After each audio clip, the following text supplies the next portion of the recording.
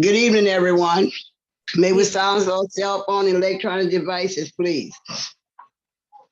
My name is Ladora Nicholas. I'll be the moderator for this evening's class. Welcome to the Institute of Divine Metaphysical Research. This is a school and not a church, and neither are we affiliated with any religious organization. This school is a nonprofit, non-denominational, religious, and scientific research organization dedicated to showing proof of the existence of Yahweh, our Elohim, and the operation of his eternal purpose, pattern, and plan, operating throughout eternity to this present day. This school was established as a result of a divine vision and revelation given to our founder, Dr. Henry Clifford Kinley, in the state of Ohio in the year 1931. We were incorporated in the state of California in 1958. We hold classes in the United States, Canada, and certain other foreign countries. The Tampa branch was established in 1996. At this time, I would like to introduce to you the Dean of the Tampa branch, Dr. Joe Turner, President Dr. Cynthia Smith. In this school, we use the true, correct, and original name and title of the Father, the Word of Son, and the Holy Spirit, which are contained in the original Hebrew text. The true name of our Heavenly Father is Yahweh. It has been improperly substituted by Lord. The true title of the Word of Son is Elohim. It has been improperly substituted by God. The name of the Holy Spirit manifested in or out of a physical body is Yahshua. It has been erroneously substituted by Jesus Christ. Lord and God are titles and not names. The Apostle Paul, filled with the Holy Spirit, tells us in 1 Corinthians 8:5 that there are Lord's many and God's many. We now know that each Lord must have a name and each God must have a name also. Elohim is a title, but unlike Lord and God, Elohim is a divine title. That means Elohim is the title that our Creator chose for himself. Jesus is a name, but it is an erroneous name. A minor investigation on your part in a good dictionary or encyclopedia will prove that neither the Hebrew language, the Greek language, nor the Latin language have any characters or letters in their alphabet that will produce the sound that is made by this letter J. Neither was there a letter J in the English language until some 1400 years after the Messiah's death. Therefore, such names as Jesus and Jehovah are impossible renderings of the true and original name of our Father and his Son.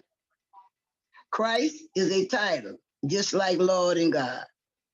Yahweh is pure spirit.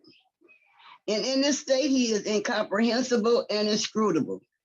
He is the ultimate source, substance, limits, and bounds of everything.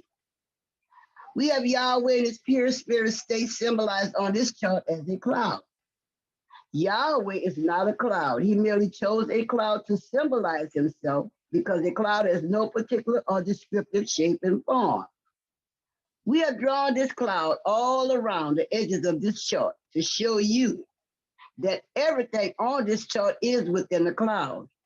In like manner, everything in the universe abides within the pure spirit state of Yahweh. Yahweh, knowing that man could not perceive of him in his pure spirit state, took on shape and took on form right within himself as Elohim.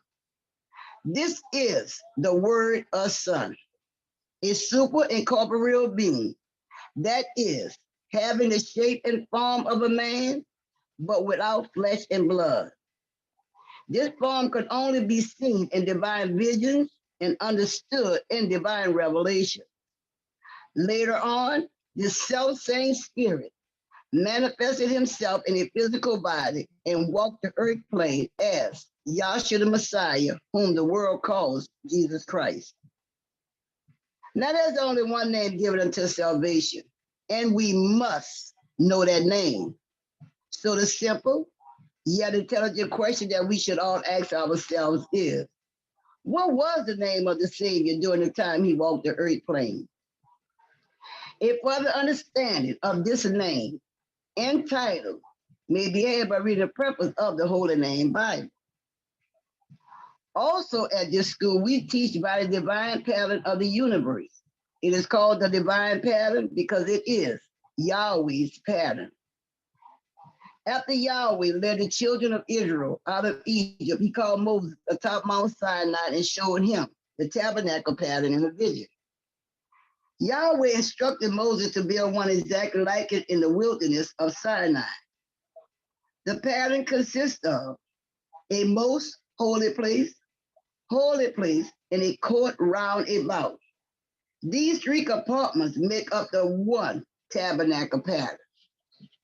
In this school, we show proof that everything in the universe is made and operates according to the structure and function of this threefold tabernacle pattern, and that absolutely nothing escapes the pattern.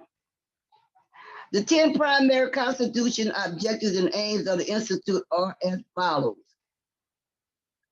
First, to help you find and know Yahweh our Elohim as he really is and actually exists. Second, to form a nucleus of universal brotherhood of humanity in Yahshua the Messiah without distinction of race or nationality, creed, sex, caste, or color. Third, to investigate the unexplained spirit law or so-called law of nature and the powers latent in man. Fourth, to encourage and promote the study of the scriptures, comparative religions, psychology, philosophy, and modern practical and occult science. Fifth, to extirpate current superstition, skepticism, and ignorance. Sixth, to learn, know, and understand the operation of Yahweh's eternal purpose through the dispensation and ages. 7, to discern and avoid being deceived by Lucifer, the serpent, the devil, the dragon, or Satan and his demons, operating the mystery of iniquity on earth through the dispensations of time. 8, to earnestly contend for the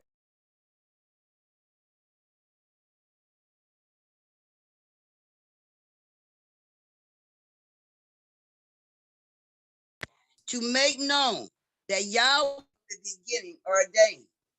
There is no other name given among men whereby man can be saved, save the name of Yahshua the Messiah. 10, to inherit eternal life now in the kingdom of Yahshua the Messiah with the hope of immortal glorification in a new earth state. Our watchword is peace. Our slogan is speak the truth. We'll have class dedicated in prayer by Dr. Lawrence Edwards. Song selection by Dr. Lisa Zizi. Our scripture lesson is Isaiah, the 8th chapter, which will be read by Dr. Latara Burley. Our scripture reader are Dr. Lisa Zizi and Dr. Latara Burley.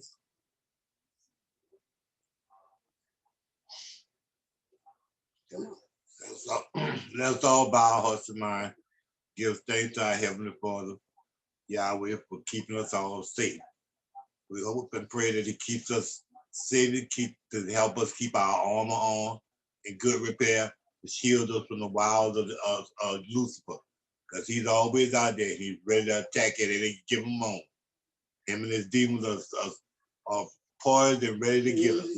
So just let's stay in the gospel, stay strong, and keep your armor in good repair. With those few words, I'll say hallelujah. Hallelujah. Hallelujah.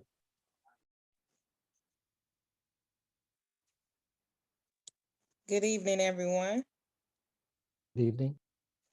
I'll be reading out of the Holy Name Bible, containing the Holy Name version of the Old and the New Testaments, critically compared with ancient authorities and various manuscripts, revised by A.B. Trainer of the Scripture Research Association.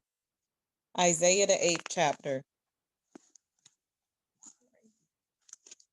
Moreover, Yahweh said unto me, take thee a great roll and write it in with distinct letters concerning Meher, Shalah, Hash, Bash, Baz, and I took unto me faithful witnesses to record Uriah the priest and Zechariah the son of Jeberishio. Sorry. And I went unto the prophetess, and she conceived and bare a son. Then said Yahweh to me, call his name Meher Shalah Hashbaz, for before the child shall have knowledge to cry, my father and my mother, the riches of Damascus and the spoil of Samaria shall be taken away before the king of Assyria. Yahweh spake also unto me, saying, forasmuch as this people refuseth the waters of Shiloh that go softly, and rejoice in Rezin and Remaliah's son, now therefore, behold, Yahweh bringeth up upon them the waters of the river, strong and many, even the king of Assyria and all his glory. And he shall come up over all his channels and go over all his banks. And he shall pass through Judah, he shall overflow and go over. He shall reach even to the neck, and the stretching out of his wings shall fill the breadth of thy land. O Emmanuel, associate yourselves, O ye people, and ye shall be broken in pieces. And give ear, all ye of far countries. Gird yourself, and ye shall be broken in pieces. Gird yourself, and ye shall be broken in pieces. Take counsel together, and it shall come to naught. Speak the word, and it shall not stand. For El is with you. For Yahweh spake thus to me with a strong hand, and instructed me that I should not walk in the way of his people, saying, say ye not a confederacy to all them to whom this people shall say a confederacy, neither fear ye their fear, nor be afraid. Sanctify Yahweh of hosts himself, and let him be your fear, and let him be your dread. And he shall be for a sanctuary, but for a stone of stumbling, and for a rock of offense to both the house of Israel, for a gin and for a snare to the inhabitants of Jerusalem. And many among them shall stumble and fall and be broken and be snared and be taken. Bind up the testimony, seal the law among my disciples. And I will wait upon Yahweh that hideth his face from the house of Jacob, and I will look for him. Behold, I and the children whom Yahweh have given me are for signs and for wonders in Israel from Yahweh of hosts, which dwelleth in Mount Zion. And when they shall say unto you, seek unto them that have familiar spirits, and unto wizards that peep, and that mutter, should not a people seek unto their Elohim, for the living should we inquire from the dead, to the law and to the testimony. If they speak not according to this word, it is because there is no light in them. And they shall pass through the hard press of hungry, and it shall come to pass that when they shall be hungry, they shall become angry and curse their king and their deities, and look upon for help. And they shall look unto the earth, and behold, trouble and darkness dimmeth, and of anguish, and they shall be driven to darkness. That was Isaiah, the 8th chapter.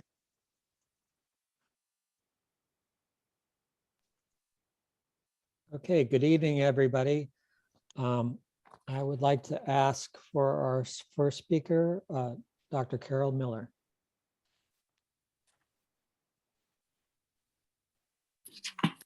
Okay.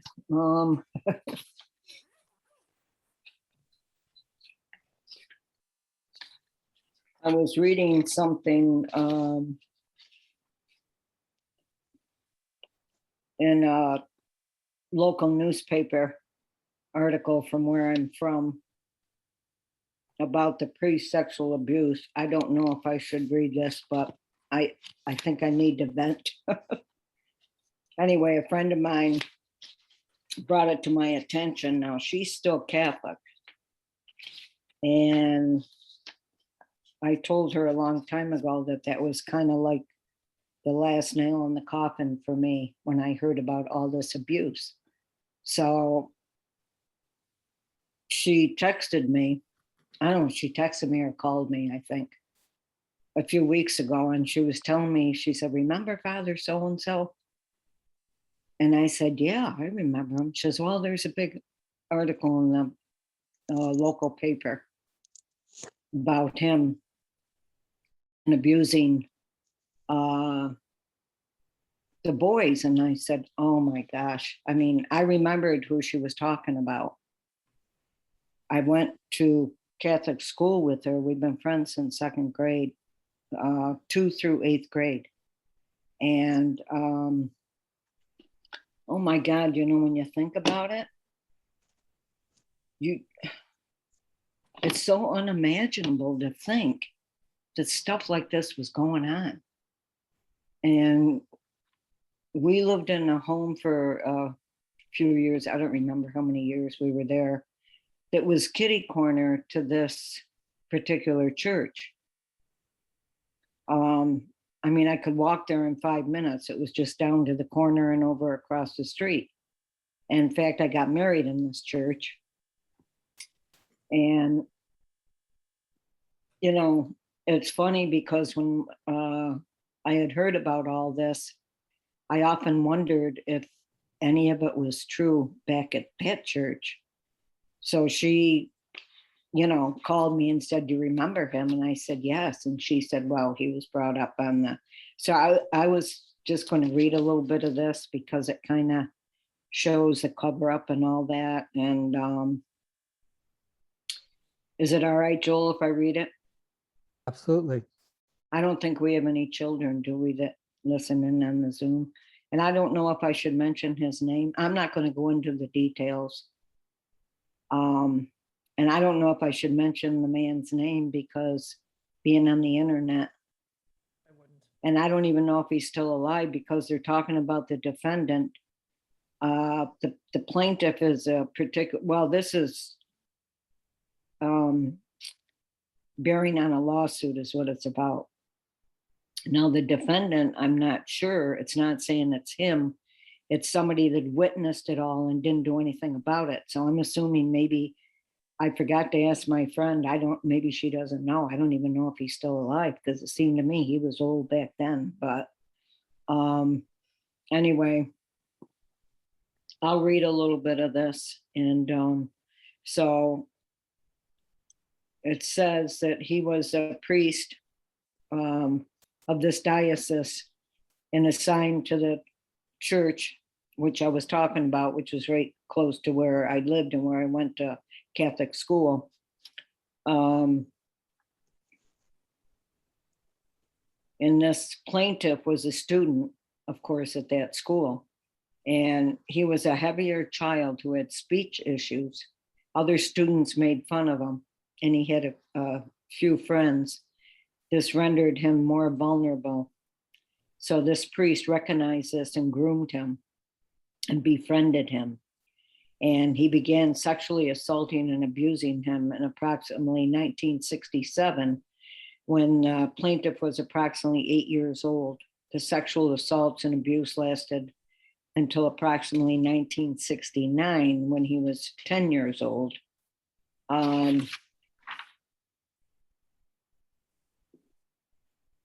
And then it goes into what he did, and I'm not going to go there. The acts of sexual assault and abuse were committed by him, repeatedly occurred on the grounds of this church. The acts of sexual assault and abuse of the plaintiff often occurred while Father was wearing his priest garb and serving in his pastoral and ministerial role.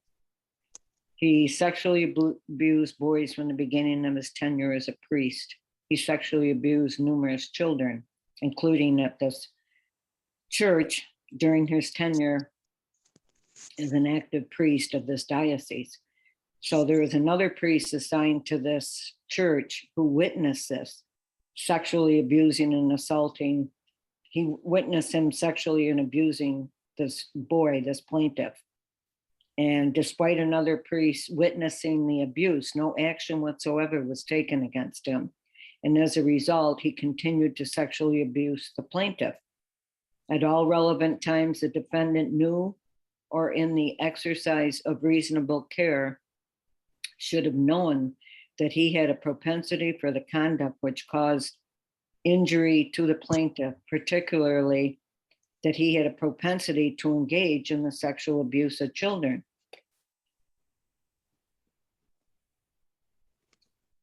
At all relevant times, it was reasonably foreseeable to the defendant that father would commit acts of child sexual abuse or assault on children.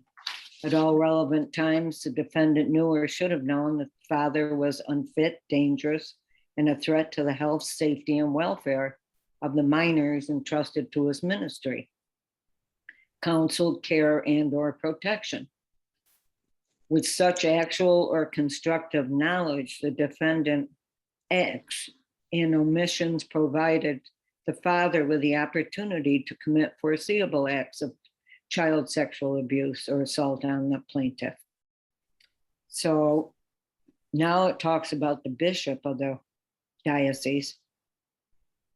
At all relevant times knew that priests, under their supervision and control, were grooming and sexually molesting children with whom the priests would have contact in their ministry and pastoral functions. At all relevant times, the diocese and the defendant knew that this was a widespread, ubiquitous, and systemic problem in that diocese. Now, this diocese was about an hour away from my hometown, by the way.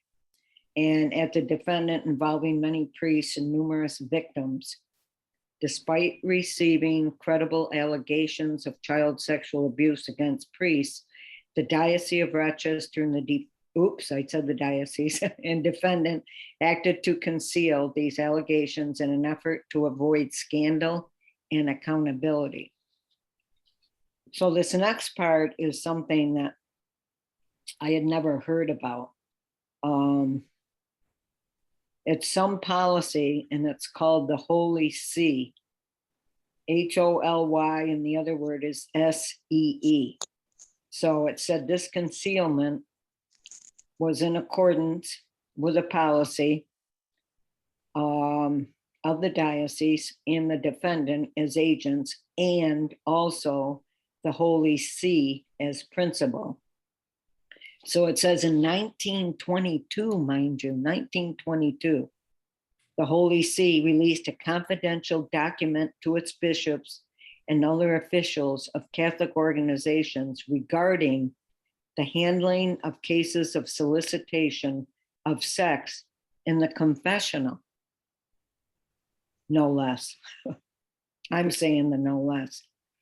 This document mandated a specific procedure for the Holy See's agents, including the diocese and the defendant, to use when a cleric abused children using the confessional. So there was a specific procedure they were supposed to follow when something like this happened. This document required strict secrecy. The 1922 document showed that the Holy See and its agents were fully aware there was a systemic problem of clerical sexually molesting children using the confessional.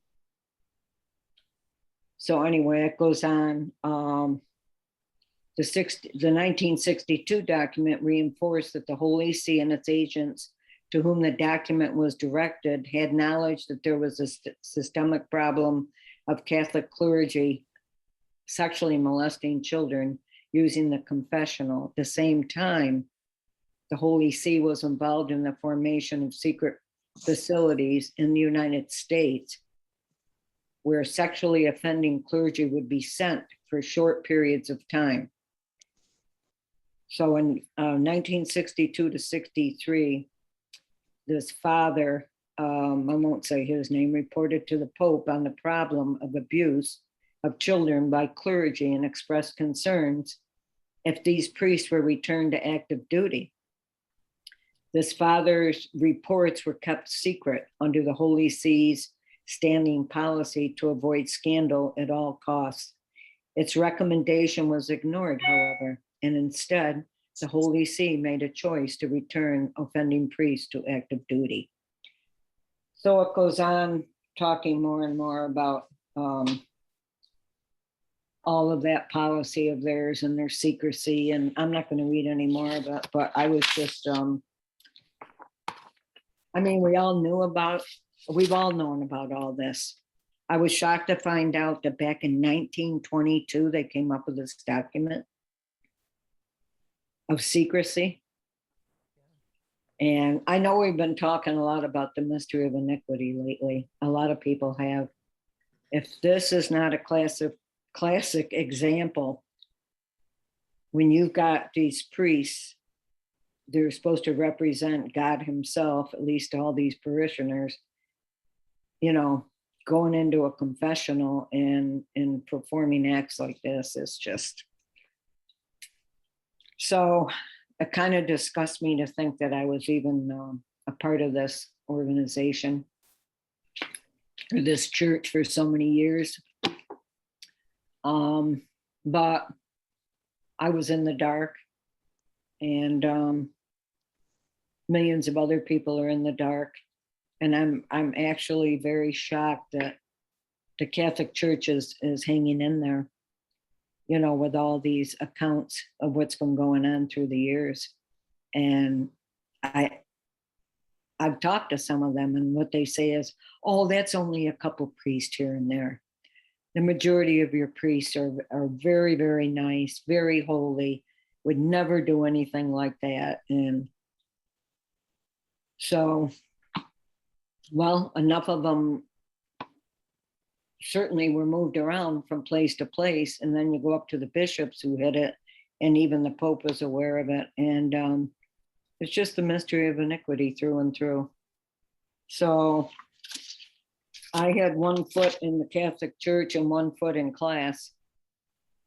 I was kind of going back and forth a little bit for a while, but the more I came to class and the knowledge started to unfold for me, it was just like an awakening finally. Like I knew it wasn't doing me any good to go there. I mean, I was just going into this building, sitting down, repeating the same prayers week after week. It was nothing like class. Nothing was ever proven. I had a lot of issues with asking questions through the years, and I was told to bow out of the church and go somewhere else. I mean, they didn't even attempt to answer my questions. I just had a lot of things happen. I was told by one priest at that same church to go to another church closer to me. And I don't know, I just couldn't believe the way they're acting to their me being one of their parishioners. They probably knew I didn't give much money, maybe. So anyway, what really worried me the most was my son was born a couple of years later, and probably 8 to 10 years after that, I don't know what age you are when you become an altar boy, he was right over in that church as an altar boy. And I never heard of any of this until many, many, many years later. And, you know, I said to him different times that I was just thankful that it could have happened to him. It could have been him and his friend. Him and his best friend were both altar boys. And, you know, both of them could have been victims. I just feel very thankful that he wasn't, because when you have something like that happen to you, you never get over that. Your life is really, you have that PTSD for the rest of your life. I don't think you'll ever get over it. I was reading an article once about a man who saw a picture of the priest in a newspaper, and it was a priest that abused him, and he held it in for years, and he just totally lost it and just totally broke down, and they couldn't figure out what was wrong with him, and he let it all out and said what had happened. This was after holding it in for years and years.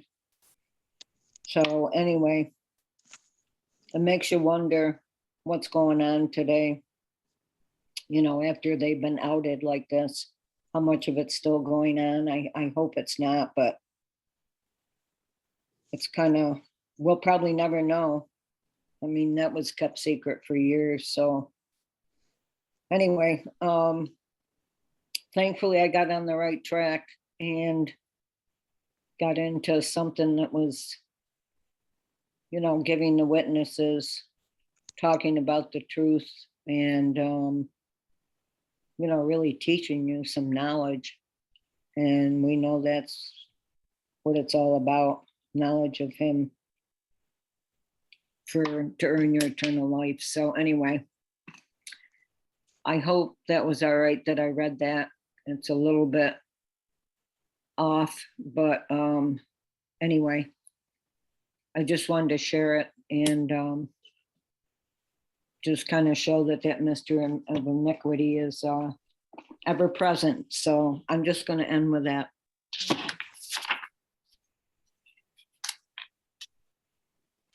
All right, thank you, Carol. I just want to tell you, there's nothing wrong with bringing this stuff out. And if somebody's name is published, then That's true. you can mention it. But I think that was an exceptional testimony, and it just goes to show that that mystery of iniquity is in charge of that Catholic Church, and it's so don't feel bad one bit. Is my point. And Okay. And if you have other articles in the future, read them, because it just reveals really what's going on in the world. And if that's going on physically, that's just the type and shadow. That's the example. People are being raped and abused spiritually, in the world right now. So anyway, And it goes all the way up to the Pope. Yeah, it does. In his knowledge Yeah. of everything. Does anybody want to comment on this or add to this? You can raise your hand. Just mute yourself.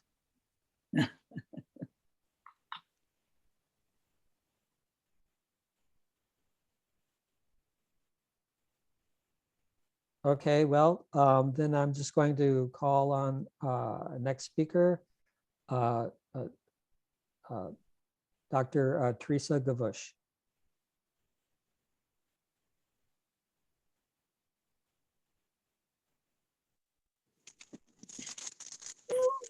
Good evening, everyone. Good evening.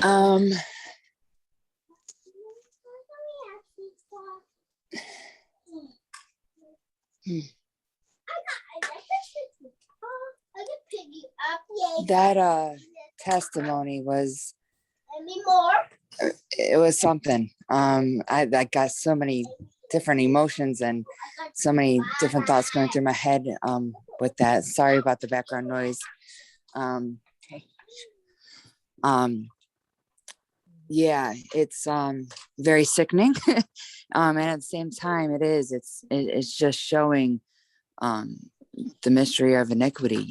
He's running rampant, and he's I know that mentally I probably shouldn't be on the floor right now, because I myself am going through a lot too, but it's just knowing about this class and the strength and grace and power that Yahweh has is so beyond what we could even bestow. Like this world is just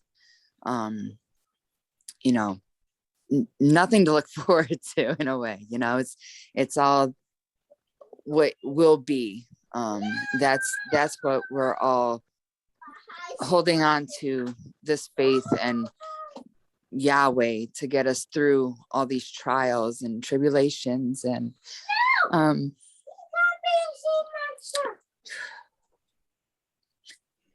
it's all to make us stronger, and knowing, and just knowing, and holding strong in this gospel, and remembering what we've been taught to bring us through. Like I said, I'm a mess and I'm a little bit everywhere, but yeah, that's and I'm gonna yield the floor. Hallelujah. Hallelujah. Okay, I'd like to call for our next speaker, Dr. Lisa Zizi. Okay. It was really sobering to listen to that. It was hard, and but it's true, and it's out there, but to hear it and to think, first of all, physically, the nightmare of all the people that had to deal with that. But, as it's been said, it's showing forth the gravity, the severity, that is what's happening in the spirit. So that's what's happening in the spirit, and just taking away from people the opportunity to, at any chance that the mystery of iniquity has, to take away any chance for anyone to, or try to take away from anyone any chance to see anything about, or to just move towards Yahshua. It was very, very sobering to hear it. And what we being in this class, we're able to see what that shows forth spiritually. And that's what's really the most important thing, is the gravity of what's really happening in the spirit, because everything that we see, as we know, we say it almost every class, Romans 1:19 and 20, that the physical things show forth the spiritual things. And so everything you're looking at with your eyeballs, and then, that's a whole nother story of the people that can't see, but with everything that's out here physically, there's something that it's showing you spiritually. And so you just hang your head and just feel terrible for the people that had it physical happen. But we are here in a war.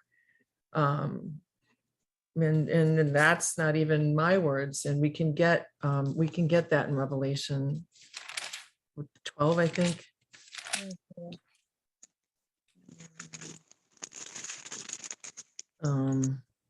Revelation 12 and 7, maybe. 7. Yeah. And so here, hold on, Tara, just real quick. I think I'm looking at other people on here, so I think we're all sort of basically familiar with this. So, but this is the revelation of John and of what Yahshua showed him. So this is talking about, well, it starts out in this chapter, talks about the great wonder in heaven, a woman clothed with the sun, and it moves down and talking about in 5 talks about brings forth the man-child who is to rule the nations, but this part right here is talking about heaven. So go ahead, Tara. Revelations 12 and 8. And there was war in heaven. Michael and his angels fought against the dragon, and the dragon fought against his angels. So there was war in heaven. So heaven wasn't always roses and clouds.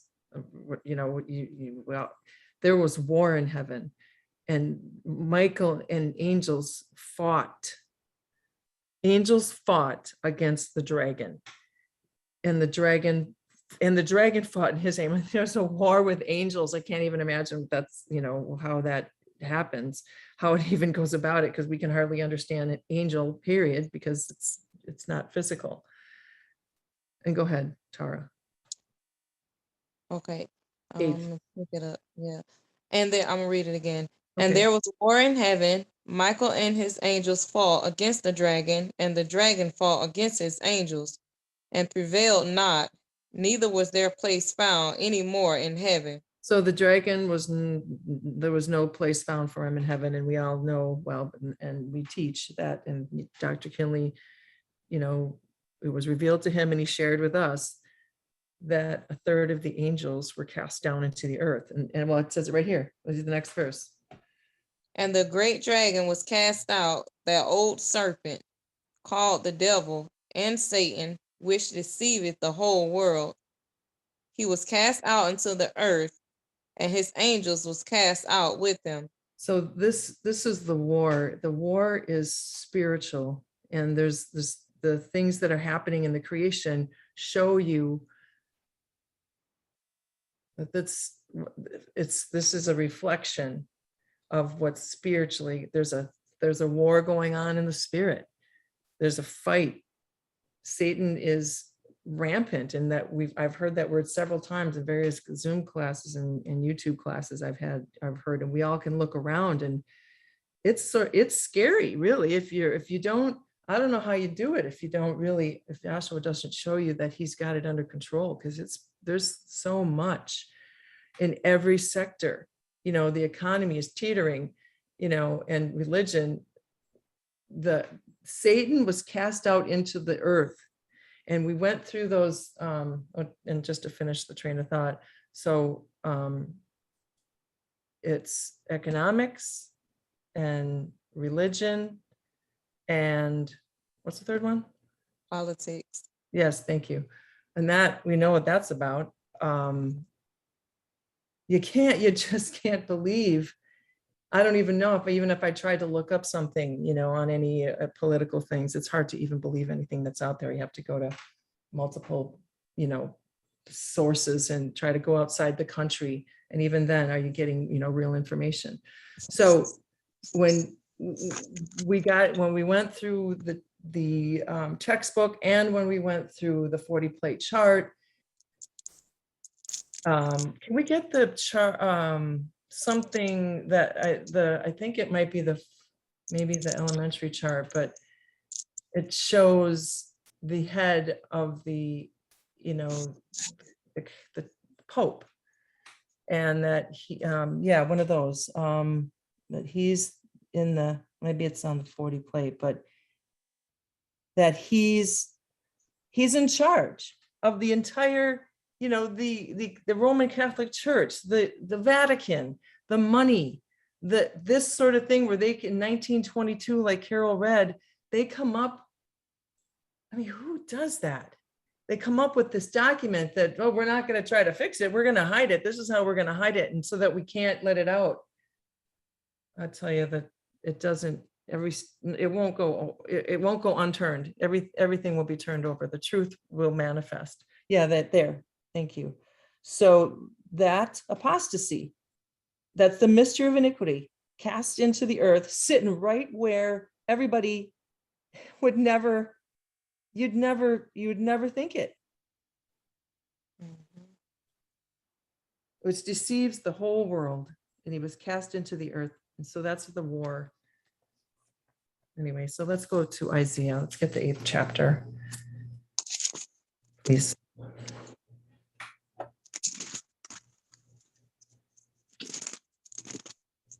Isaiah 8, you want to start at 1? Yes, please. Well, yes. There was a lot there, though I'm not sure that I could work with all of that.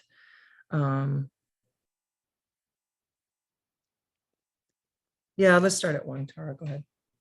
Okay. Moreover, Yahweh said unto me, take thee a great roll, and write in it with distinct letters concerning Mahar Shal Allah Hashbaz. Oh, And I know. Go ahead, you're doing great. And I took unto me faithful witnesses to record Uriah the priest and Zechariah the son of Jebereshiel. And I went unto the prophet, and she conceived and bare a son. Then said Yahweh to me, call his name Meher shall Allah Hashbaz, for before the child shall have knowledge to cry, my father and my mother, the riches of Damascus and the spoil of Samaria shall be taken away before the king of Assyria. Yahweh spake also unto me, saying, for as much as this people refuses the waters of Shiloh that go softly and rejoice in Rezin and Remaliah's son, now therefore, behold, Yahweh bringeth up upon them the waters of the river, strong and many, even the king of Assyria and all his glory, and he shall come up over all his channels and go over all his banks. And he shall pass through Judah, and he shall overflow and go over, and he shall reach even to the neck, and to the stretching out of his wings shall fill the breadth of thy land, O Emmanuel. So Associate yourself. just O real ye- quick. Okay. That's okay. This is hard because I'm not sure I can explain all of this, but just in my Bible, it says the prediction of the Assyrian invasion. So it's just, they're setting up for, a war. So we're just going to keep reading because I want to get to the end and just pick up this train of thought. Go ahead. Okay. So associate yourselves, O ye people, and ye shall be broken in pieces, and give ear, all ye of far countries. Gird yourself, and ye shall be broken in pieces. Gird yourselves, and ye shall be broken in pieces. Take counsel together, and it shall come to naught. Speak the word, and it shall not stand, for El is with us. For Yahweh spake thus to me with a strong hand, and instructed me that I should not walk in the way of this people, saying, say not a confederacy to all them to whom this people shall say, a confederacy, neither fear ye their fear, nor be afraid. Okay, hold on. So this is just, he's telling him here, take counsel together, and it shall come to naught. Speak the word, and it shall not stand, for Yahweh is with us. He's preparing for this invasion, and he's telling them again, this is 700 years before Yahshua. So throughout the law and the prophets, Yahweh would just put his people through various things, and regularly. And it was back in Exodus, when Moses tried to say, I don't want to go down there. I can't talk. I don't. He's like, I'm going to be with you. I'm going to do it. I'm going to do it.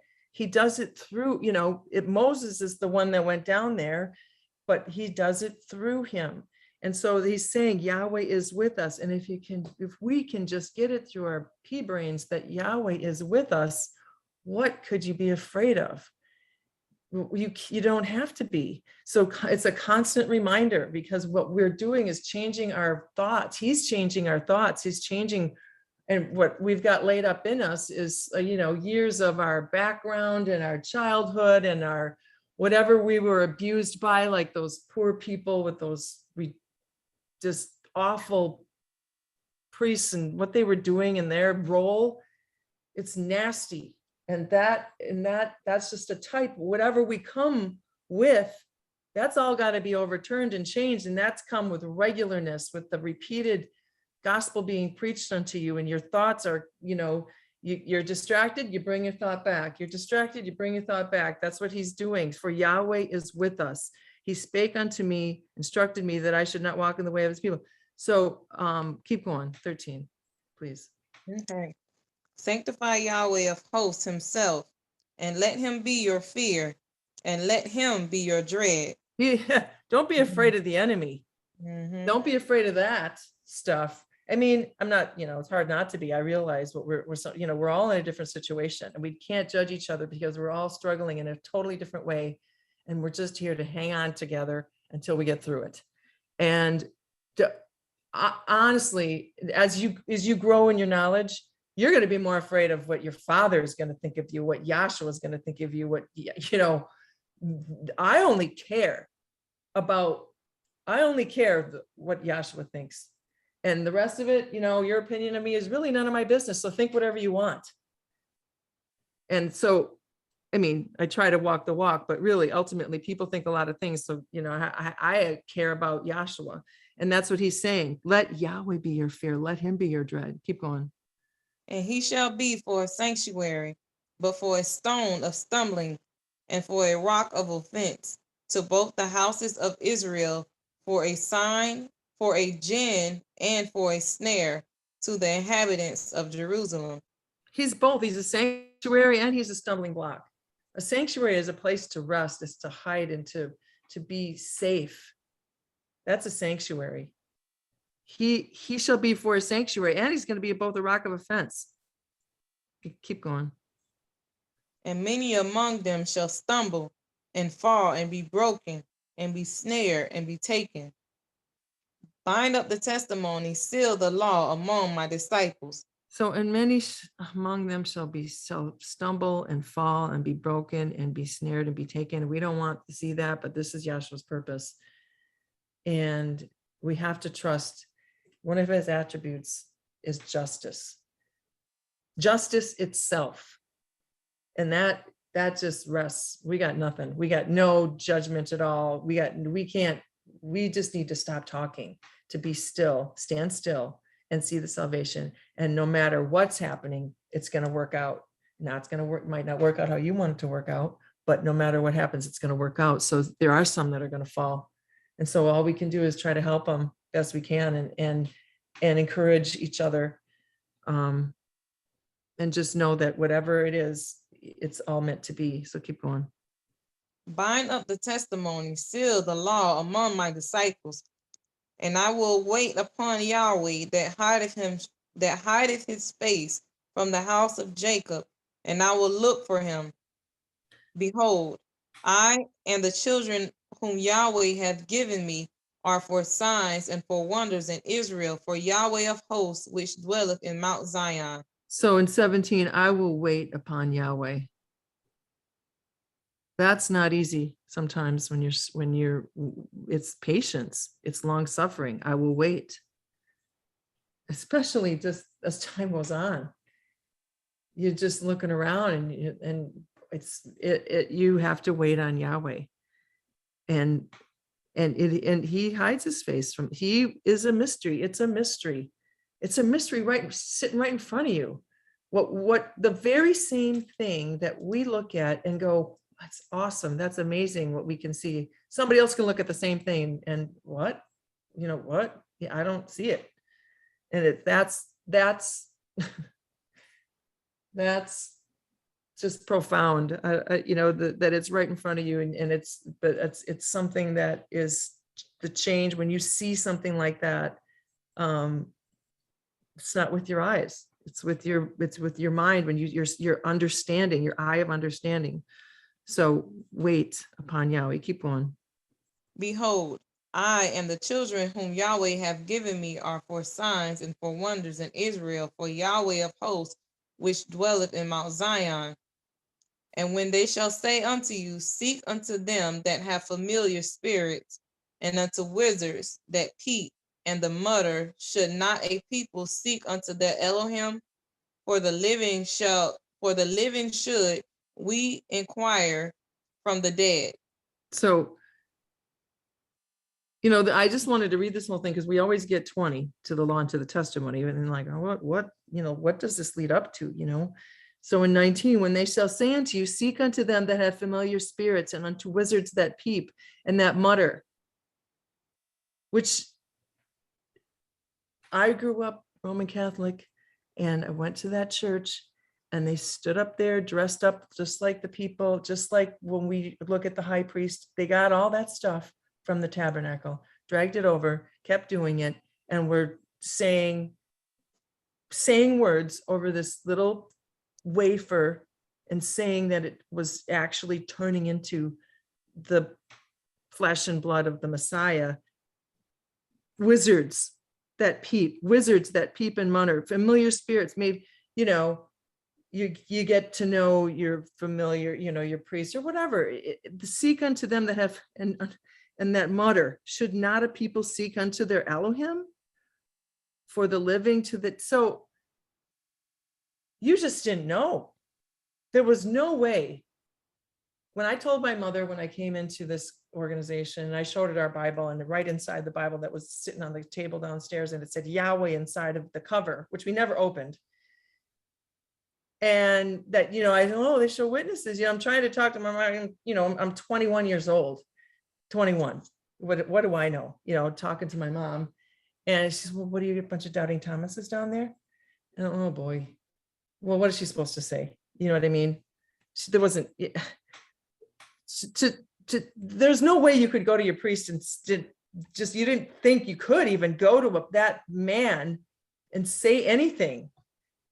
It just, it's so broad. It's so many people that are deceived and held down, and when you think about how many and the masses and just little tiny little piece of grass poking up through the cement like of life, and when somebody just shows interest at all, you're like, oh, you're so happy. We are so happy to see that. So then the next verse was what we get all the time. Go ahead, 20. To the law and to the testimony. If they speak not according to this word, it is because there's no light in them. So, well, they're not going to get that when I'm sitting around at the Roman Catholic Church I was raised. Seek unto them that, you know, the wizards that peep and that mutter. No, to the law and to the what are you talking about? I got good news for modern man when I went to the Catholic grade school that my mom had to pay extra money for, because she really felt in her heart that we were going to get a better education. Good news for modern man is the New Testament and the Psalms, and put in a little paperback that we all got. And then we went to church every day at the school. To the law and to the testimony. I don't even know what that is. And the fact that we can sit here and, oh, that's what the law is. Oh, that's what the testimony. We learned that here. We got nothing unless Yahshua brings us here and showed us. If they speak not according to this word, it is because there is no light in them. Well, then everybody that talked to me back there, and to be clear to whoever's listening, then when we put it out on YouTube, we certainly do not have a problem with any people, because it's not your fault that you're taught this stuff. We have a problem with the doctrine that's being taught out there, especially when we go to our priests later. Me and Judith Turner, she was great. She dragged me with her. I'm like, oh, I don't know. I can't go. I was all nervous. She's like, we're going, she was awesome. And I'm, talking and they know, and they're not telling you. They know, along with the nasty plan that Carol just talked about with all the poor children. No, they're not speaking to the law and the testimony. That means, just in case we're not clear, the law is the first 5 books of the Bible, and the testimony are the prophets, which is the rest of the books in the Old Testament all the way up to the New Testament. That's the law and the testimony of the law and the prophets. To the law and the test, if they speak not according to this word, it is because there is no light in them.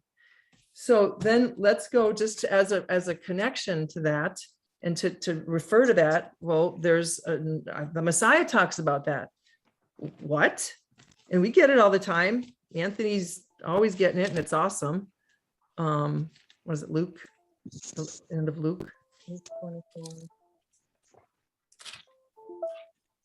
And then I'll finish up shortly. Luke 24 and 25. So hold on. This is after he was crucified, and they didn't find his body. If you read up, please read up. You got to read up. You got to just stick your face in the Bible and just see it for yourself, and read it later, read the whole chapter. So we can read up, but we're not going to read all that. So then the Messiah. So then start at 24, Tara, please. Okay. And certain of them which were with us went to the sepulchre and found it even so as a woman had said, but him they saw not. He wasn't there. But so they didn't see him there.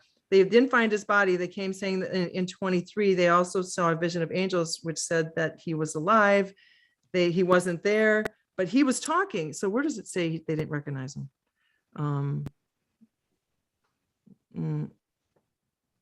What? Oh, he was talking to them.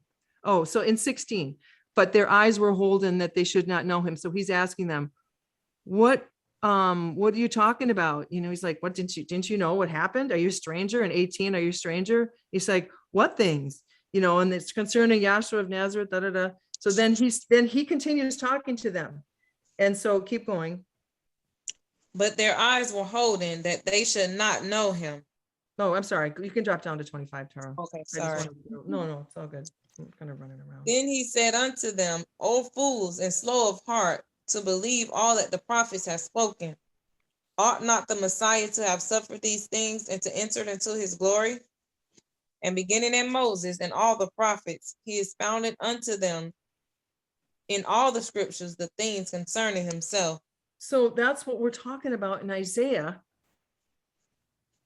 in 8 and 20. If they speak not according to, to the law and to the testimony. And the Messiah said, he started at Moses and the prophets or the testimony, and he expounded on to them the things concerning him. So that's the point about Isaiah 8 and 20. If to the law and to the testimony, if they speak not according to this word, it is because there is no light in them. And up until we learned this, we didn't know. We just were trying to believe, and you have faith. It's like, it was hard to even stand some of the, I hate to say, I don't mean that in a bad way, but some of the people that were really religious and what they're telling me, and they were acting like they were all that. And this is a revelation if you see this, and I be grateful. I am grateful every day, the fact that I can read anything in here and understand a thing. But Messiah, hundreds of years, thousands of years later, talking about something back in Isaiah, to the law and to the testimony. So he talked about himself. And then back, we get 44 real quick, because then he goes down and continues talking, but keep going.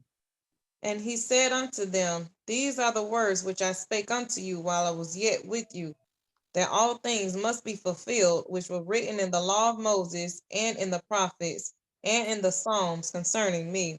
So he was doing something very specific and very, very, not for a reason. And so, like, what do you mean? Well, an obvious one that we get, and I don't have the time to get into it too much, but just let's get one thing. So the stuff in the law and the prophets talked about him. Well, what do you mean?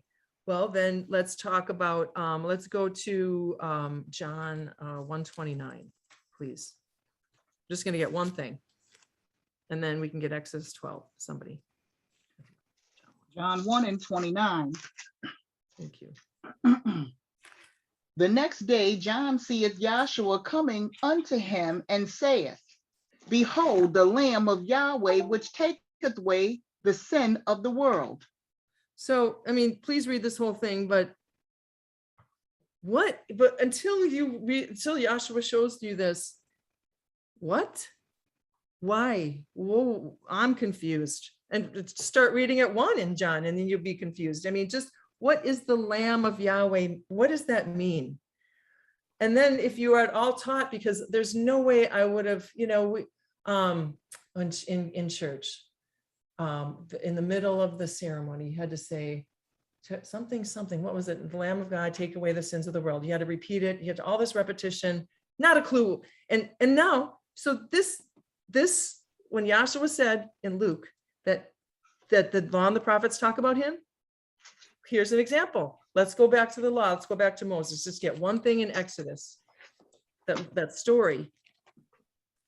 And to think, when I went to that first class and Tina Willickett, I sat next to her and she started flipping around in that Bible and looking for something. I'm like, how does she even know what she's doing in there?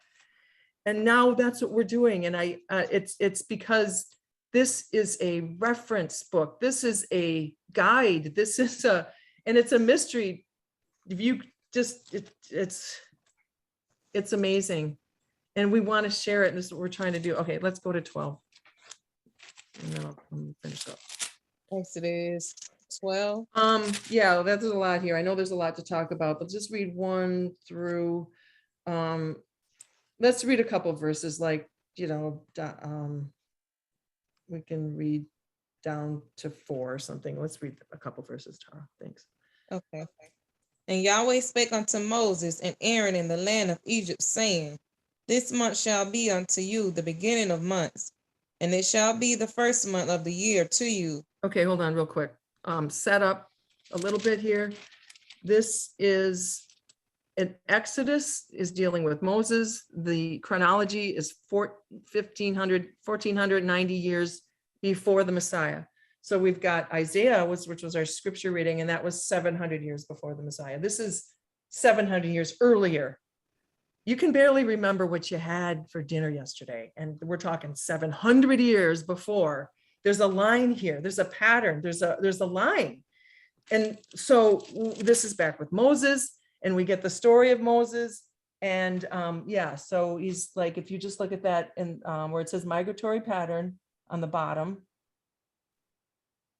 Yep. And so way at the bottom of that chart, and we could probably, yeah. And so he's that's what we're talking about here in this chapter in Exodus, way back there. And they're what they're doing, it's Passover. And they have to take a lamb and they have to do something to it. So that's what we're reading. This is back in Moses. To the law and to the testimony. They speak not according to this word. There's no light in them. And the Messiah said, Moses, I'm going to tell you about me back in Moses. And here's one thing. You're going to learn something right now. Like it or not, do with it what you want, even if we all know it, but it's just really a beautiful thing. So go ahead, Tara, reading 12. Let me pick up at 3. Speak ye unto all the congregation of Israel, saying, In the 10th day of this month they shall take to them every man a lamb according to the house of their father, a lamb for a house.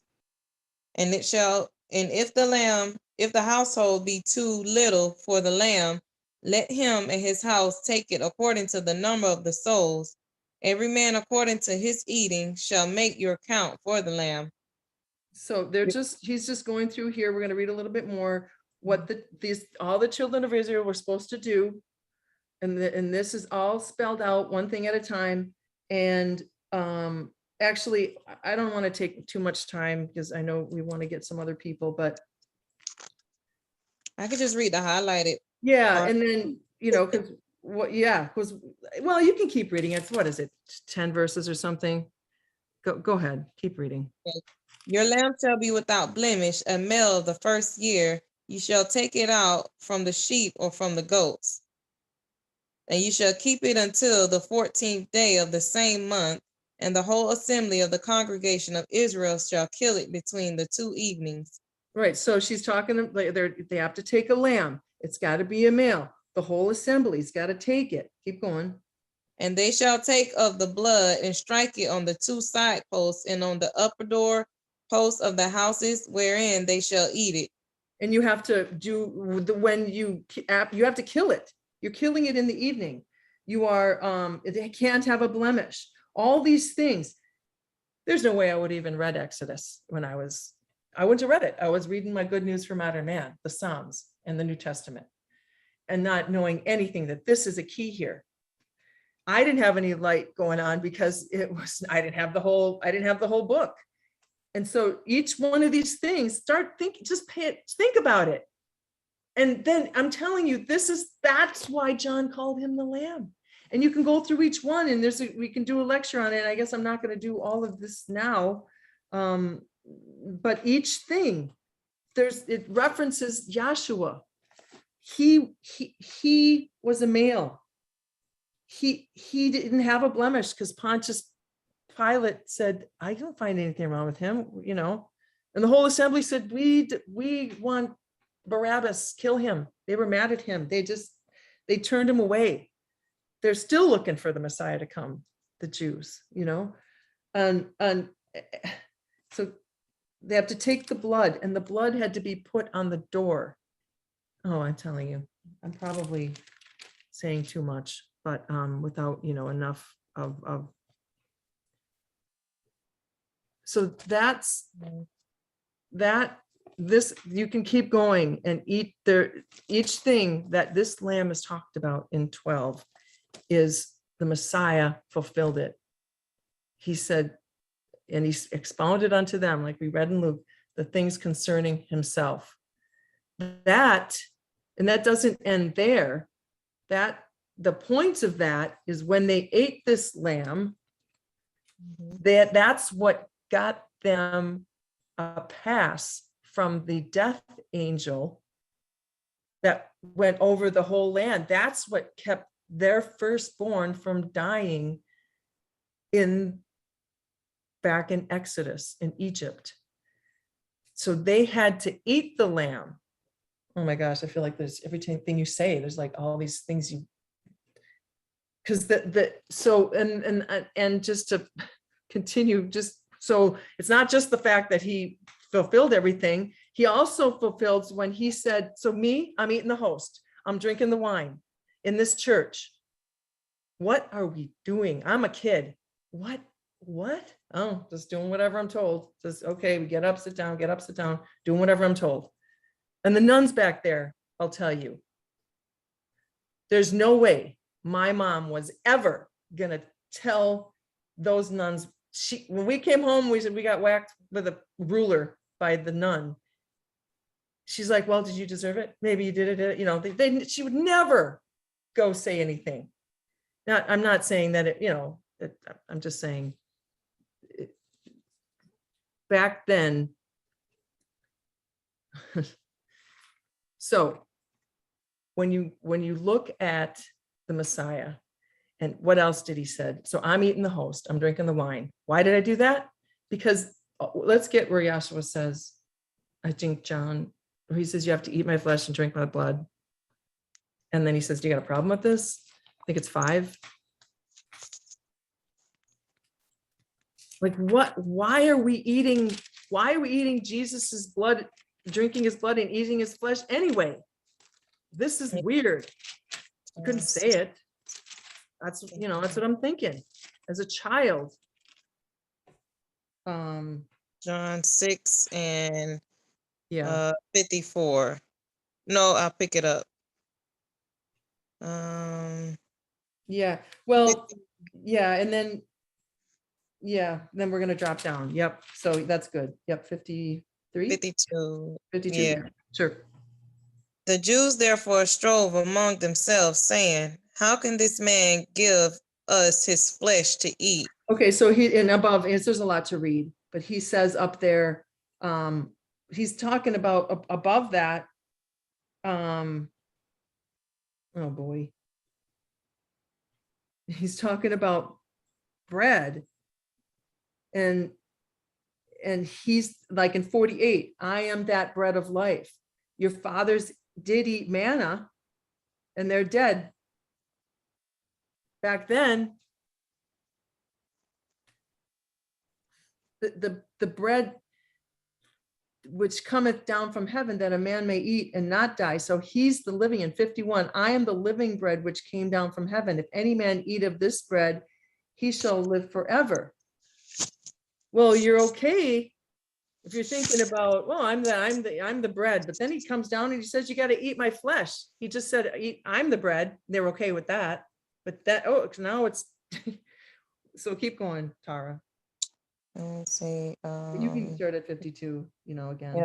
The Jews therefore strove among themselves, saying, how can this man give us his flesh to eat? Oh, we're having a hard time with this saying.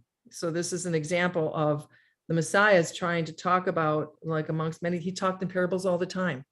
He's trying to tell us something spiritually, because you can't see any attribute unless you have it demonstrated. You can't see love unless it's demonstrated. You can't see knowledge, you can't see these things. They're all demonstrated. We deal with it all the time. We just know this, and frankly, we should be able to see by your actions anything. I'm sorry, is that a chat here? Do we have 5 minutes? Is that what that is? Thank you, gotcha. I don't know when you sent that, but I'll wrap it up. So let's drop down, Tara, to 62. No, it's 61, and then we'll wrap it up. Okay. 61. When Joshua knew in himself that his disciples murmured at it, he said unto them, "Do this offended you?" Does this offend you? Yes. Yeah, he knew it did. Keep going. What? And if ye shall see the Son of Man ascend up where he was before, it is the spirit that quickeneth, the flesh profited nothing. The words that I speak unto you, they are spirit and they are life. Oh, that's the key. I think they missed it in my church.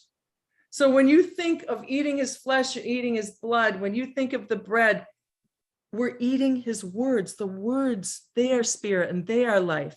So what we're doing, back to Isaiah, if they speak not according to this word, it is because there's no light in them. So we learned that the Messiah was the lamb. So what they had to do with the lamb, they had to eat the lamb. So that got them through the death angel, and that saved them. He said, I'm the bread of life.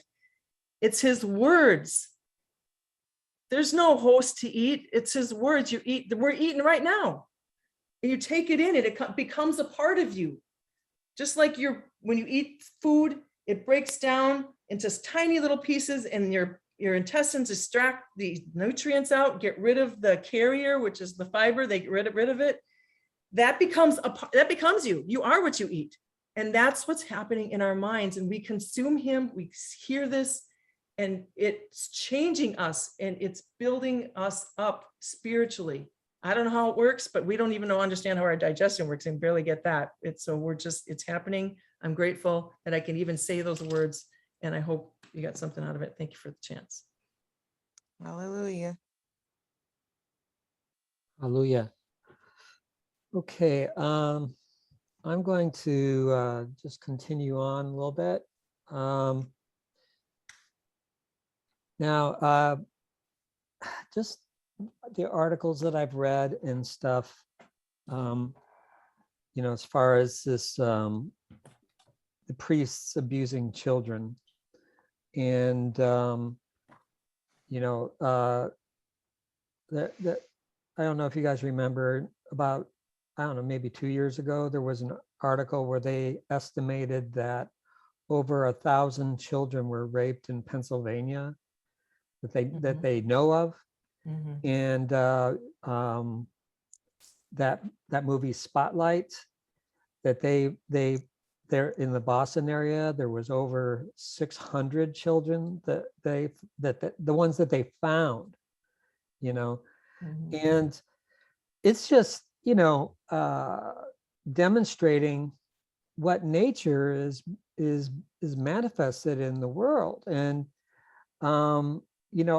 this is kind of an interesting historical fact is that when Rome was founded, okay, first of all, mythology wise, there were two brothers, Romulus and Remus, and and Romulus, which is where the word Rome came from, he ended up murdering his brother. Okay, that should sound familiar. Okay, because that's what Cain did to Abel. Mm-hmm. And that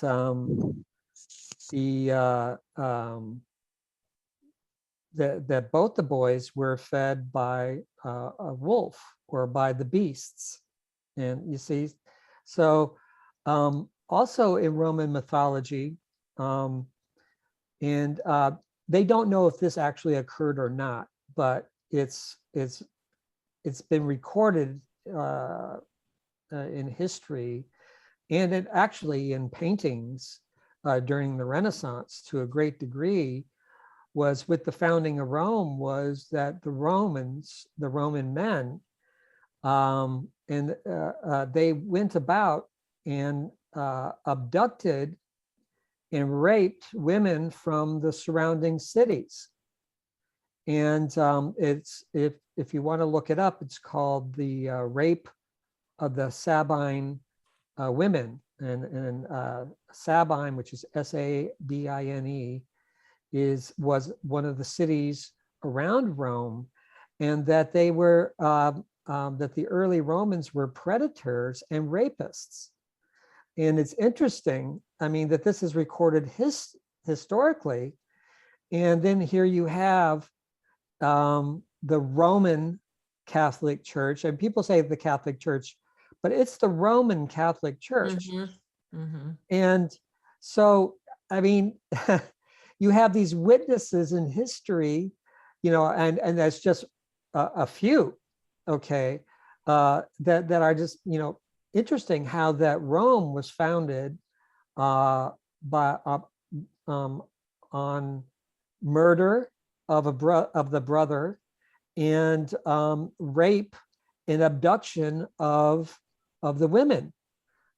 Yeah, and that, see, that's his bride. But that bride there, that she is captive to that satanic spirit. It's not like there's a loving relationship going on there, you know, because he is, you see, both both physically and spiritually, you see, a rapist.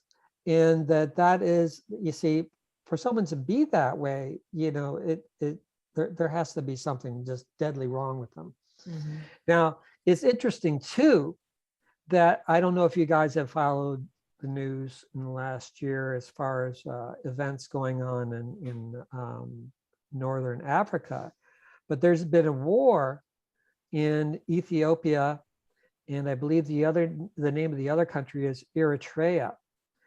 And I don't remember which side was doing what, but one of the sides was using rape as a weapon of war, where they would abduct the women from the other country and rape them and kill them.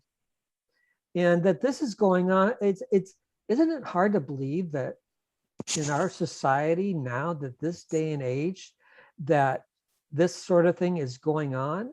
Yeah. And that Carol's local priest there in the church she got married was a rapist also. And that this is just showing forth principles, you see, of that mystery of iniquity. Okay. Now, let's get a couple scriptures. Okay. Now we know where that mystery of iniquity came from. Okay. And Lisa got it over there in Romans, the 12th chapter, that he was cast down from heaven. Why don't we get that again? Get for me a Revelation, the 12th chapter, and pick it up. I think around verse 7. Revelation 12:7. And there was war in heaven. Michael and his angels fought against the dragon, and the dragon fought and his angels, and prevailed not. Neither was their place found anymore in heaven. Okay, Sherry, could you bring up that apostasy chart or plate again? And there was another one next to it with the angelic being cast down.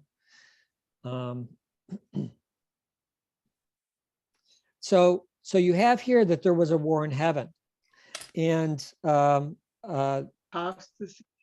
so Okay, yes. It's on Okay. the elementary chart, yeah. I'm looking for this scripture, and I'm in Romans instead of Revelations. Okay, they're both R words.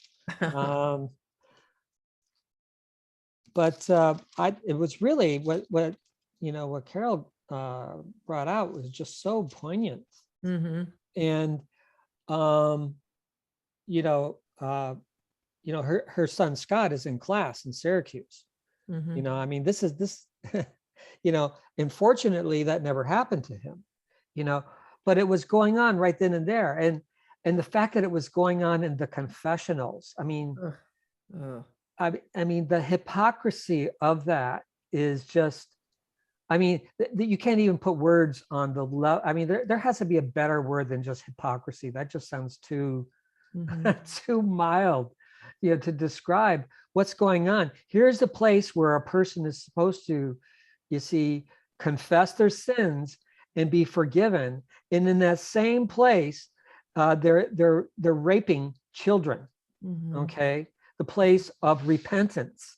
And you see that it's just showing that they're just damned satanic spirits. That's just all that there is. That's all that they are.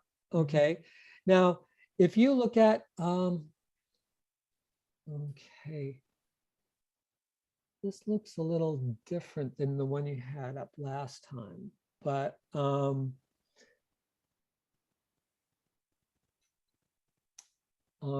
there was another one you had up, and it had the angels being cast down into the earth plane. Okay. Well, yeah, okay, there it is. Yeah. So you have Is those, it this? it's close enough. It depicts what I'm looking for. So you have that the eschatology, okay, and you have, well, there's another one too where it shows that the angels were cast down into that primordial earth, okay, that there was a war in heaven. And you see, the mystery of iniquity, what he was doing was he was seducing the other angels. And you know, if you look up rape, okay, and I looked it up in Wikipedia, okay, it's a type of sexual assault, usually involving sexual intercourse or other forms of sexual penetration, carried out against a person without that person's consent. So just like the rape of the Sabine women by the Romans, they went to adjoining cities and they abducted and raped the women, and they killed the men, by the way, too. Okay, and it says that rape, that this is an act that may be carried out by physical force, coercion. Okay, I mean, you think about these children. Okay, they're coerced into being unwilling participants in this, and they're also coerced. I mean, you have that fella that Carol was talking about, seeing the picture of the priest, and these people are abused to the point where they don't even talk about it sometimes their entire lives, or even maybe sometimes later in their lives, because of the trauma that they're going through.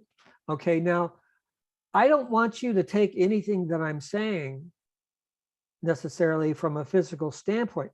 There are principles in this, and that these priests, they are nothing but those satanic spirits that were cast down from that angelic and are incarnated in bodies right now.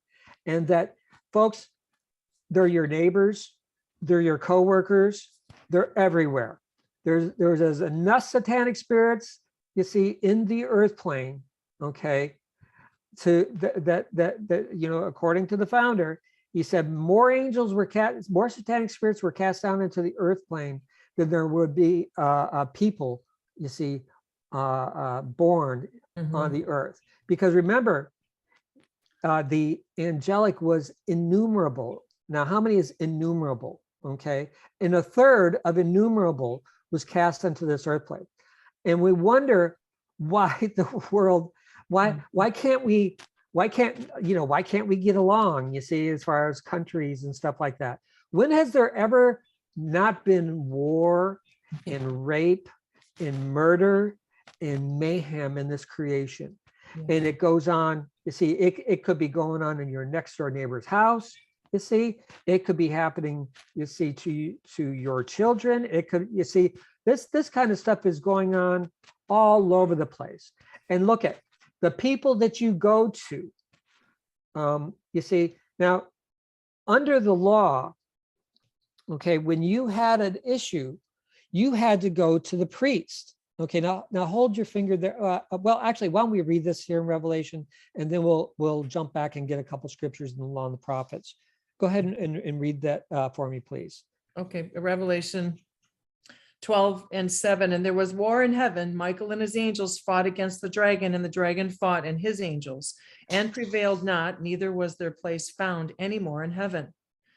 And the great dragon was cast out, that old serpent called the devil and Satan, which deceives the whole world. He was cast out into the earth, and his angels were cast out with him. So he was sent down here to deceive some of the world, right? The whole world. The whole world. Now, what does whole mean? It means the whole thing. The Mhm. whole world was deceived. See, except of course for Yahshua himself, you see, or Yahweh Elohim, you know, and even in the end, now look at, even in the angelic, if this whole world was deceived, you see, where he dwelt before, that world or that angelic creation, he had them all fooled. Okay, and this is what the founder taught, that he had them all fooled until Yahshua revealed himself. You see, he was just among them, just like any other ordinary angel. And that Satan, you see, he was a glorious angelic creature. You see, as far as power and intelligence, you see, it says in Ezekiel, and we'll hopefully have time to get over there, Ezekiel, the 28th chapter, that he was the anointed cherub that covereth. Now, Yahweh anoints people and angels. Yahweh anointed Satan to be that angel that covereth, or in other words, he was made greater in power and might than Michael and Gabriel. Okay, Michael wasn't so tough that he kicked the Satan and his angels out of heaven. It says that they were saved by the blood of the Lamb. See, Yahshua was the one that you see was really behind that satanic spirit being cast out of that angelic. And folks, he's here right among us now. Okay, and what's going on from a physical standpoint is showing forth the spiritual principle that he is. You see, these people out here, and they're going to church, and he is so slick that they don't believe, that they don't see that they're being raped, and they're being abused, they're being assaulted. Okay, and it's being done to them without their consent. He's so slick, you see, that you don't even know it. Now, I've worked with mosquitoes being likened to that mystery of iniquity, and how that a mosquito would be, when it penetrates somebody, because we're talking about a penetration here, okay, it releases an anesthesia, so you don't even know you've been bit. And that mosquitoes cause more death and disease than any other animal on earth. It's the most deadly creature on the earth. That's from a National Geographic magazine article that they're experts, okay, that they interviewed, said that it's the most, I mean, it's more deadly than the lion, okay, or bears, or whatever else you want to, whatever you think, okay, is dangerous. The mosquito, you see, it's that creature of the night, and the mosquitoes that bite you are the females. And see, that mystery of iniquity, he is that scarlet woman. He is, you see, that mother of harlots. Okay, now keep going there, Lisa, please. We're in Revelation 12 and 10. And I heard a loud voice saying in heaven, now is come salvation and strength and the kingdom of our Elohim and the power of his son, the Messiah. For the accuser of our brethren is cast down, which accused them before Yahweh day and night. So he was cast down at the beginning of this creation, all right? And that he has been cast down multiple times down through history, okay, down there in Egypt. Weren't those people, were they there in, were the Israelites, were they, now they went down there on their own consent, but that mystery of iniquity, he took them captive. He, you see, you know, without their consent, okay, we're talking about rape being an act without consent, you see, and coercion. And it's also another term that's used for rape is abuse of authority, okay? And it's in all these things, you see, coercion, physical force, penetration, that these are all done against a person who is incapable of giving valid consent, okay? Such as someone that is unconscious, incapacitated. I'm reading this, by the way, from Wikipedia, and or has an intellectual disability. Look at the people out here in the world, they have a spiritual, intellectual disability. I mean, compared to what we know, couldn't you say that these people out here are like children?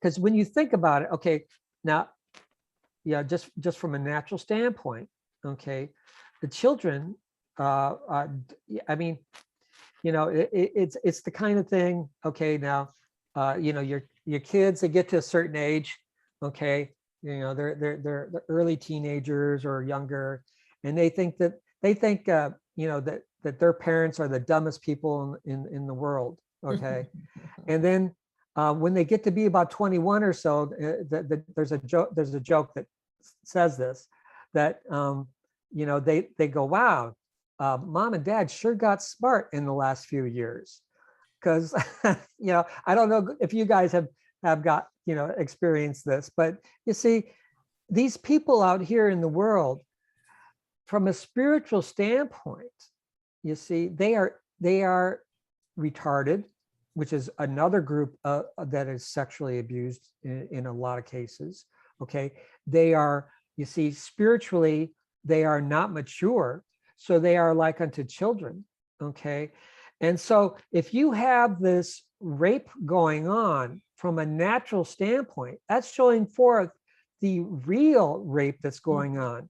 When that priest is getting up there and telling you about, you see, Jesus Christos, okay, Jesus Christ, and telling you that you got to give your money, and that you got to go, you got to keep the 10 commandments, and you got to take communion, and you got to go to confession, and you think by doing all these things that you're being saved, you're being lied to, you're being deceived to, you see, and you are, you see, being spiritually murdered and raped by the doctrines that they are teaching. Okay. Now, keep going there, Lisa.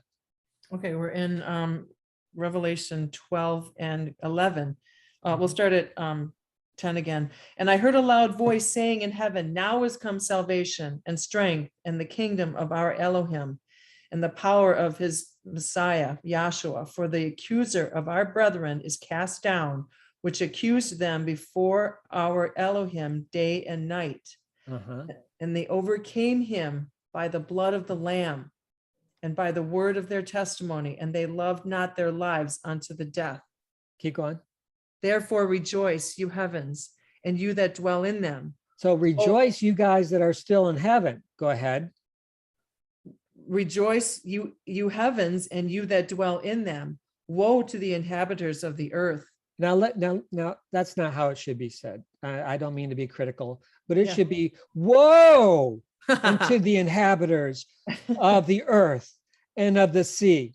Okay, I hope I didn't blow anybody's eardrums out. Okay, if you're plugged in. Okay, I mean, we're talking about something that's immensely woesome. Okay, to the inhabitants of the earth. All right, and to and of the sea. Go ahead. Woe to the inhabitants of the earth and of the sea, for the devil is come down unto you, having great wrath, because he knows that he has but a short time. He knows that he has a short time. Now keep going, please. 13. And when the dragon saw that he was cast in unto the earth, he persecuted the woman which brought forth the man-child. Okay, so he persecuted the woman. Now this was repeated back there in Exodus with the children of Israel coming up out of Egypt. And you see, when Pharaoh and his hosts were killed in that water, okay, it says how that the bodies washed up on the shore. Now, which shore did they wash up on? the shore, see where they were going on in the wilderness of Sinai, as showing forth the principle that those satanic spirits, they just got out of those bodies and just followed them on up, you see, and we just kept persecuting the woman, which brought forth the man-child. Okay, all right, now go ahead, read 14. 14, and to the woman were given 2 wings of a great eagle, that she might fly into the wilderness. Now see, those wings, and you see, this is just repeating what it says in Exodus, that Yahweh says that I delivered you, Israel, on eagle's wings. Okay, now see, we are that woman. This is all just a type and shadow. What went on back there with Israel and all the events down through the law and the prophets, the reality of those things is what's going on right now. Now, we were delivered coming into class. Carol was talking about how that, hey, it's not an easy thing, especially, you see, when you've been in, you see, like I came into class when I was just a kid, right? I didn't have as much, I don't know, coercion and all this history and stuff that she had her whole life in that Catholic Church. Okay, and let me just ask some of you. Okay, you don't have to say one way or the other, but how about some of you? Okay, Christmas. How hard was it? Okay, maybe you haven't given up Christmas. I don't know. Maybe you still haven't. But you see, how hard was it for you to give that up? And you see, don't you have that midnight mass where at midnight, when the child is, when Yahshua or Jesus, as they call him, is supposed to be born, what is that Pope doing? What is that satanic spirit doing? He's commemorating the mass, which the mass is the commemoration of the death of the Messiah. And what does he do with the host, which is supposed to be the body and blood of the Messiah? He's consuming that child as it is born, just like as it says here, just like back down there in Egypt. He tried to consume Moses as he was born. And then later on down in fulfillment, Yahshua with Herod being that satanic spirit, trying to kill Yahshua or consume that child just as he is born. Okay, but Yahweh made a way of escape. Okay, and that escape for us is the law in the prophets. That's what I mean. Why would it?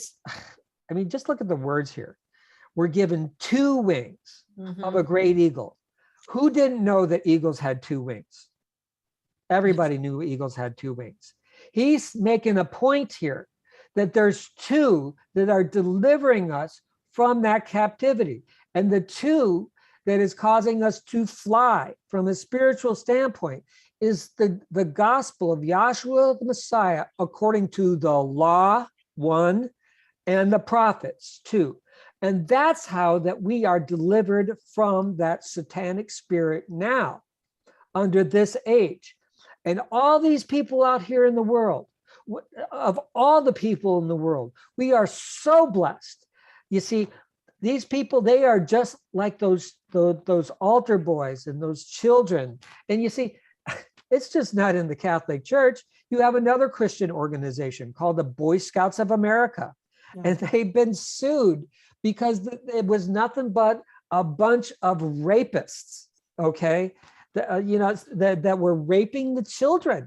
And you see, they had the Boy Scouts of America, who even knew this, that they had like hundreds of millions of dollars in money and property.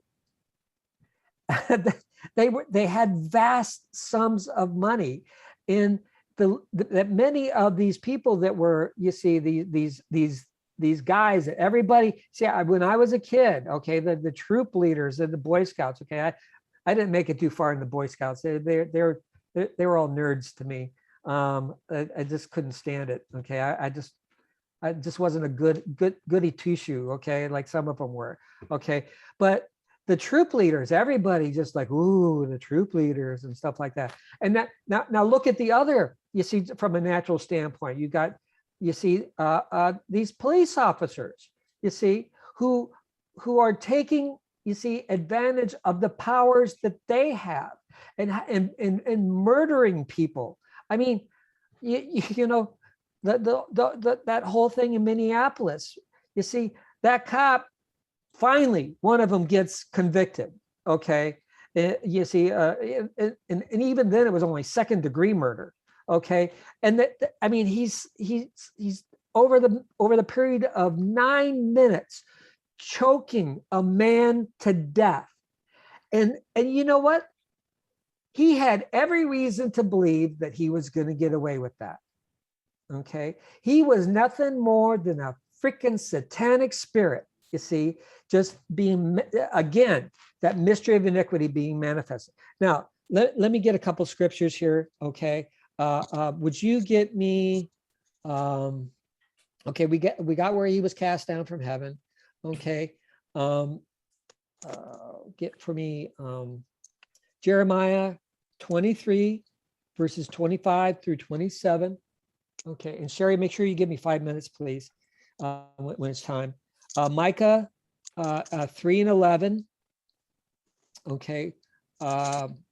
Malachi 2, 1 through 3. And then I want to go over to Revelation 17 chapter again, if we have time. I got Jeremiah. Okay, I'll get Micah. Okay, you got who's got Jeremiah? I got Jeremiah. Okay, read that, please. 23, 25 through 27, correct? Yep. Okay. Jeremiah 23 and 25. I have heard what the prophets said that prophesies lies in my name, saying, I have dreamed, I have dreamed. How long shall this be in the heart of the prophets that prophesies lies? Yea, they are prophets of their deceit of their own hearts, which think to cause my people to forget my name by their dreams, which they tell every man to his neighbor, as their fathers have forgotten my name for Baal. You see, now look at, if you were a Jew back at the time of Jeremiah and you were looking for the truth, who would you go to? You would go to prophets. The word prophet means teacher. The very people that you would go to for salvation, okay, are the same people that the mystery of iniquity is going to be manifested. You see, he is smart. Mm-hmm. He's going to be your kindly, sweet priest, you see, that wears the nice clothes and the turned around collar, okay, and wants to tell you about Jesus. You see, where I mean, you know, we watch Hollywood and they show, like, you know, the devil being, you know, this you know, great monster and all this kind of stuff. Oh yeah, I'd be really fooled and deceived by that. Okay. You know, see, he's going to be your buddy. I mean, we used to say that in class, that Satan's your buddy. Okay. He's going to tell you exactly what you want to hear. And that mystery of iniquity is going to be manifested, you see, in these priests, in these Protestant ministers, in your imam, if you're a Muslim, in your guru, if you're a Sikh. Okay, Sikh, I was reading about the Sikhs. They're a sect of kind of a Buddhism and Hinduism in India. Okay, but my point is the one you go to for salvation is the place where Satan is going to manifest himself. Okay, now read Micah for me, please. We're in Micah 3:11. The heads thereof judge for reward. Now, these are spiritual heads, you see, because Israel was ruled, okay, to a great degree by the priesthood. Okay, go ahead. The heads thereof judge for reward, and the priests thereof teach for hire. They teach for hire. Don't you? Okay, thank you. I got 5 minutes. Okay. See, they're not doing it for free. Okay. They're doing it.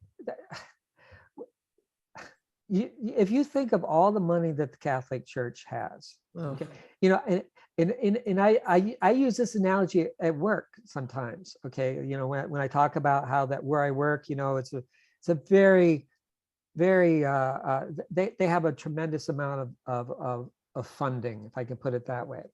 And the other day I was talking, you know, someone was saying about how that, you know, they may start funding the scientists themselves so they don't have to spend as much time writing grants. That would mean that they have just millions and millions and millions and millions of dollars. yes. Okay. Right. Yeah. And so when they said that to me, I'd say, yeah, this place has more money than the Catholic Church. And everybody knew what I was talking about. Oh, They know how much money the Catholic Church has, that it's the wealthiest organization. I mean, Apple is nothing. I'm sorry. Apple is small potatoes. Okay. See, they prophesy for hire. That's exactly what they do. They tell now what do they do? They tell you what you want to hear. That you know, you're okay, Lisa. And you know, you're a good human being. And now I know you are, but I'm talking about before you came into no, class. that's fine. There was nothing right about you, and there was nothing right about me either. Okay, now get for me Malachi, please. Okay. Malachi, which chapter? 1 through 3. 2 and 1. I start at 1. Yep. Yes. Okay. And now, O ye priests, this commandment is for you. If you would not hear, and if you would not lay it to heart to give glory unto my name, saith the Yahweh of hosts, I will even send a curse upon you, and I will curse your blessings. Yea, I have cursed them already, because ye do not lay it to heart. Behold, Okay, go ahead. I will corrupt your seed and spread dung upon your faces, even the dung of your solemn feasts, and one shall take you away with it. You see, Yahweh's going to take their host, their dung, and he's going to shove it in their face. Okay. He's going to, the doctrines that they are teaching. I mean, Dr. Kinley said, you see, when the textbook was released, that the Catholic Church has fallen flat as a fritter. Okay. It's fallen, it fell then, and it hasn't stopped falling. All these stories that are coming out about these satanic spirits, you see, raping children, and you see all the stuff that they're doing, getting away with all kinds of, you see, crimes against humanity and all the kind of stuff. You see, all that stuff is being revealed more and more and more. Okay, just like Carol was reading that article. You see, even down to the point where it's your local priest. Okay, you know, it's just so crazy. Okay, but you can see the principle in that the things that are going on. I mean, I am not trying to say that they are anything but absolute, you see, I can't even put words on it, just absolute corruption and disgusting. And you know, it's just, you know, you want these guys, you know, these guys deserve, you see, going to prison, okay, for the rest of their lives. Okay, now I read an article that the Catholic Church had defrocked 687, I think it was, priests for sexual misconduct. Why didn't they turn them over to the authorities with the evidence that they had, you see, and have those guys put in prison instead of just, okay, you can't be priests anymore, you got caught, oh well, you know what I mean? I mean, they're not doing anything to make it right. It's because they love it. The mystery of iniquity loves the abuse, the power, the repulsiveness of the whole thing. And that, folks, it is just the example. Just keep that in mind. It is the type.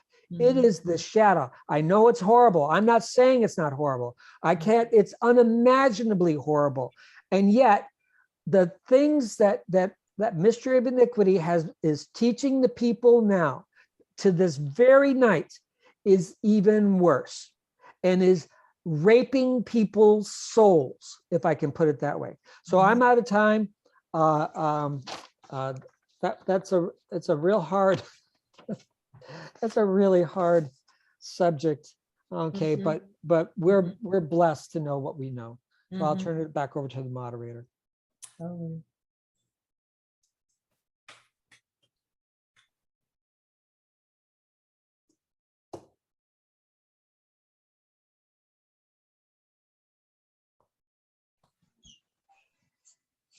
All right, everybody can hear me? Yep. Yeah, I just had a little pushback there just now. All right, okay. I know we was all edified from our class tonight. If you have any question for any of the speakers, would you address them after the doxology, please? We hold classes on Wednesday from 7 to 9 and on Zoom from 11 to 1 at 6615 Sheldon Road. May we all stand to be dismissed with the doxology taken from the last two verses of Jude. Now unto him that is able to keep you from falling and to present you faultless before the presence of his glory with exceeding joy, to the only wise Elohim, our Savior, to Yahshua Messiah, our Sovereign, belong glory and majesty, dominion and power, both for all time, now and ever. Let us all say, Hallelujah. hallelujah. Hallelujah.